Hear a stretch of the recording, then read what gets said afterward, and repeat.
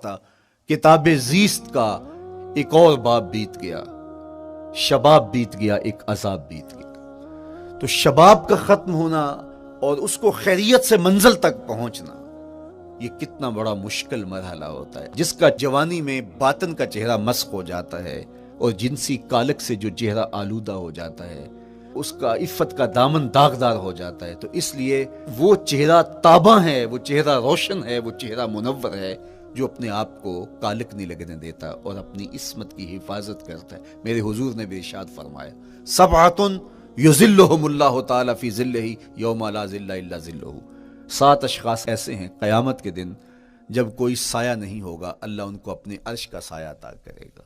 ان میں سے پہلا شخص امام عادل، عادل حکمران، دوسرا شخص وشاب نشأ فی عبادت اللہ، وہ جوان جس کی جوانی اللہ کی عبادت میں بسر ہوئی، تیسرا وہ شخص ورجل قلبہ معلق بالمساجد، وہ شخص جس کا دل مسجد میں لگتا ہے، مسجد میں جمتا ہے، اور چوتھا شخص ورجل دعته امرأة ذات منصب وجمال فقال انی اخاف اللہ، وہ شخص جس کو دعوت گناہ ملی اور حسن قدموں میں بچھنے کے لیے بےتاب ہوا، اور اس نے کیا کہا، انی اخاف اللہ، میں اللہ سے ڈرتا ہوں، میرا اللہ مجھے دیکھ رہا ہے۔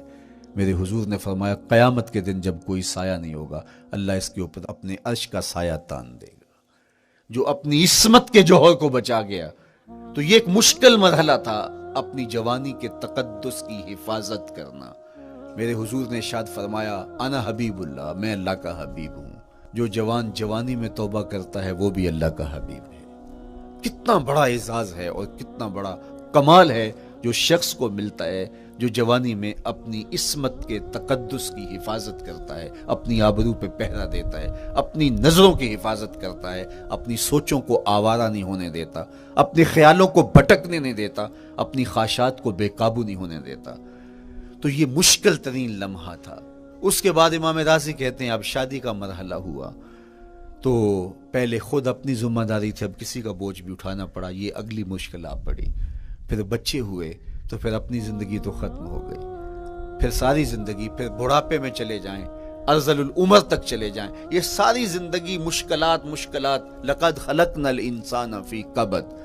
تو ہمیں عملی طور پہ مشکلات کے مقابلے کے لیے تیار ہونا چاہیے۔ دیکھیے ہم جب شکار کرنے جاتے ہیں اور وہ خطرناک جنگل ہو جس میں شیر، بھیڑی اور دیگر جانور بھی ہوں، تو پھر ہم حفظ ما تقدم کے طور پہ سب کچھ ساتھ لے کے جاتے ہیں اور اس انداز سے جاتے ہیں کہ ہمارے اوپر اگر کوئی حملہ ہو تو بچاؤ کی یہ تدبیر ہو۔ تو ہم عملی طور پہ اس کے لیے خود تیار ہوتے ہیں، تو پھر کوئی ہونے والا حملہ غیر متوقع نہیں ہوتا اور ہم اس کے لیے اپنے آپ کو مستعد اور فعال پاتے ہیں۔ اسی طرح میں اور آپ اگر زندگی کے اس فلسفے سے آگاہ نہیں ہوں گے کہ زندگی مشکلات کا مجموعہ ہے، حالات کی تلخیاں ساری زندگی ہمارے ساتھ رہیں گی، تو کوئی بھی تکلیف، کوئی بھی اذیت، کوئی بھی ایسا واقعہ جو ہم نہیں چاہ رہے ہوں گے وہ روح پذیر ہوگا تو ہم گھبرا جائیں گے اور پھر اس وقت ہم دکھی ہو جائیں گے۔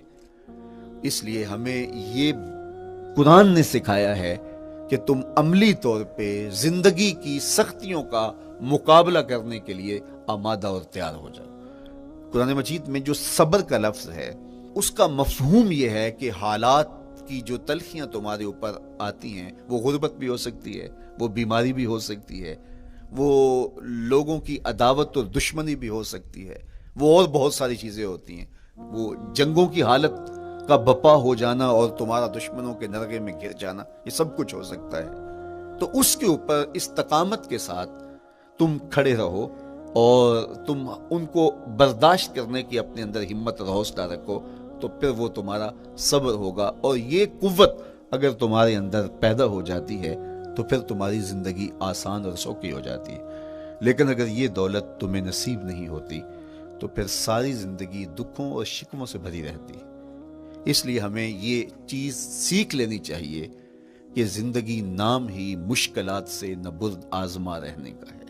عملی طور پہ ہم دیکھو، ہمیں پتہ ہے سردی آ رہی ہے تو اس کا ہم پہلے انتظام کرتے ہیں، تو سردی ہمیں دکھی نہیں پھر کرتی، ہم سردی سے بھی لطف لیتے ہیں، موسم برسات سے بھی مزہ لیتے ہیں، اور گرمی سے بھی ہم ایک حاصل کر لیتے ہیں اگر ہم اس کو جو ہے اس کے لیے عملی طور پہ اپنے آپ کو تیار کر لیں. لیکن اگر ہم اس کے لیے تیاری نہیں کریں گے تو سوائے گھبراہٹ کے اور کچھ نہیں ہوگا. تو مجھے اور آپ کو عملاً اپنے آپ کو اس بات کے لیے آمادہ کرنا پڑے گا کہ زندگی ان حالات کی تلخیوں سے ٹکرانے کا نام ہے، اور ساری زندگی ہمیں ان مراحل سے گزرتے رہنا پڑے گا. اور قرآن نے جو ہے وہ 3 قسمیں کر کے، اور 3 قسمیں بھی شہر مکہ کی اور محبوب کریم کے پاکیزہ وجود اور جناب ابراہیم علیہ السلام کی، تاکہ تمہیں پتہ چلے جب ان کو بھی ان مراحل سے گزرنا پڑا میں اور آپ کیا بیچتے ہیں. اس لیے ہمیں اپنی زندگی کو ان راہوں پہ ڈالتے ہوئے صبر اور استقامت، اب صبر اور استقامت کی دولت ہمیں کیسے نصیب ہوگی، یہ دولت کس طرح، یہ قوت راسخہ ہمارے اندر کیسے پیدا ہوگی، اور کس طرح ہمارے من کے اندر یہ چیزیں سمائے گی. اللہ تعالیٰ کی خشیت، اس پر توکل، اس پر بھروسہ، اور اللہ تعالیٰ جل شانہ کی طرف سے ہر کام کے ہونے کا یقین ہمارے اندر یہ استقامت اور یہ حوصلہ پیدا کرتی ہے یہ چیز. اس لیے مجھے اور آپ کو اپنی پوری زندگی میں اس عمل سے گزر کر کے اپنے آپ کو مضبوط ترین صورتحال میں لا کے کھڑا کرنا پڑے گا، اور یہی زندگی کا جمال ہے. تو اب پھر دیکھیے قرآن کیا کہہ رہا ہے. لا اقسم بہذا البلد وانت حل بہذا البلد ووالد وما ولد، 3 قسمیں کی. اس کے بعد ارشاد فرمایا لقد خلقنا الانسان فی کبد، ہم نے انسان کو مشکلوں میں، مصائب میں، آلام میں رہتا ہوا پیدا کیا. کہتے ہیں جب حضرت انسان کی تخلیق ہوئی تو اس کا خمیر جب گویا جا رہا تھا تو اس کے اوپر 39 دن تک آزمائشوں کی، دکھوں کی، تکلیفوں کی بارش ہوئی، اور 1 دن خوشیوں اور مسرتوں کا می برسا.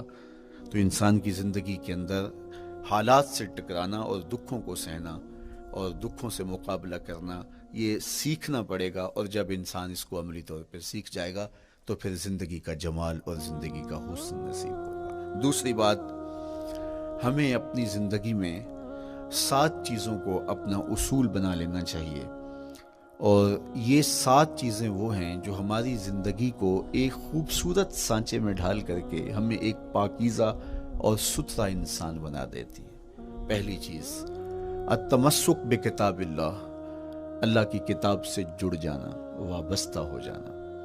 جب ہم کتاب اللہ سے وابستہ ہو جائیں تو پھر ہمارے باطن کی اور نفس کی تربیت ہوتی ہے، اور پھر ہم وہ مطلوب انسان بنتے ہیں جو ہمارا رب ہم سے تقاضا کرتا ہے.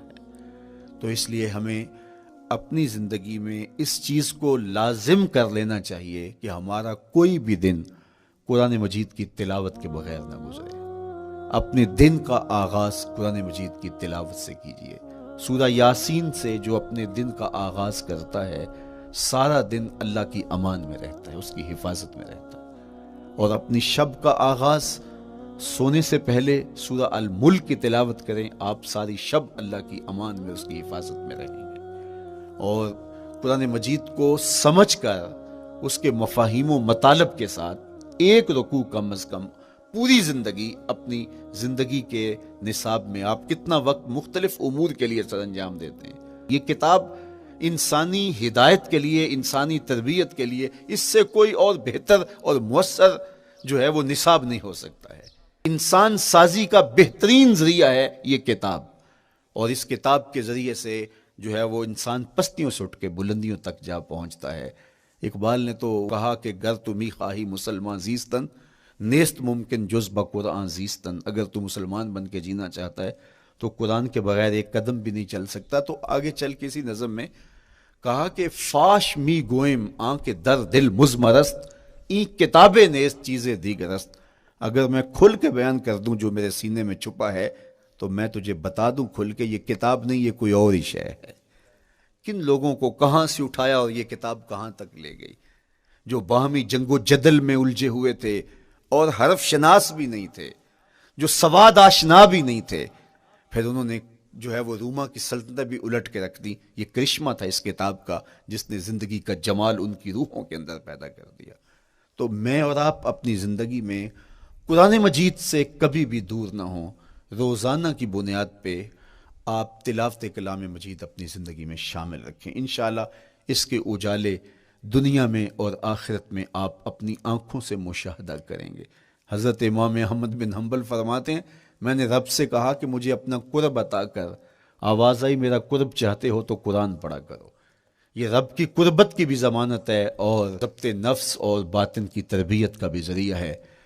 اچھا، دوسری بات، والاقتداء بسنت رسول اللہ صلی اللہ علیہ وآلہ وسلم، ہمارے لیے بہترین نمونہ ہمارے حضور علیہ الصلوۃ والسلام کی زندگی ہے، حضور کے دیا ہوا نظام حیات ہے جس پر حضور نے خود عمل کر کے دکھایا۔ میرا عشق رسول، میری محبت رسول اس بات کا تقاضا کرتی ہے کہ میں ان کے طریقہ حیات کے مطابق اپنی زندگی گزاروں۔